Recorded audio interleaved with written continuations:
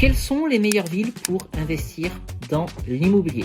Si vous pensez à des villes comme Paris, Toulouse, Lyon, Nantes, Lille ou encore Strasbourg, je vais vous le dire direct, vous avez tout faux. Il ne faut surtout pas investir dans ces villes-là. Pourquoi?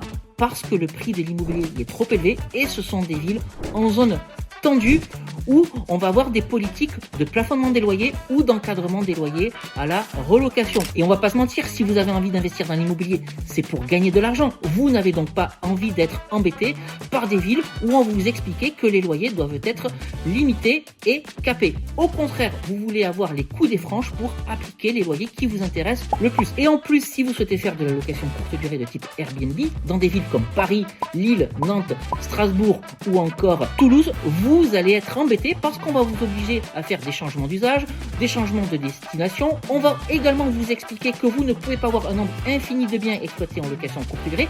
Et en plus, on va également vouloir limiter, dans certains cas, votre exploitation dans le temps. Voilà donc un nombre incalculable de raisons pour lesquelles, si vous souhaitez investir dans l'immobilier, il vaut mieux investir dans des villes de taille moyenne, c'est-à-dire des villes entre 50 000 et 100 000 habitants. Et si vous faites même correctement votre étude de marché, vous allez pouvoir investir dans des villes beaucoup plus petites, parfois même des villes avec seulement quelques milliers d'habitants. Mais encore une fois, faites très attention à l'étude de marché avant de vous lancer dans l'investissement immobilier dans des petites villes. Voilà mon conseil du jour. Si cette vidéo vous a plu, n'hésitez pas à la liker et comme d'habitude à vous abonner.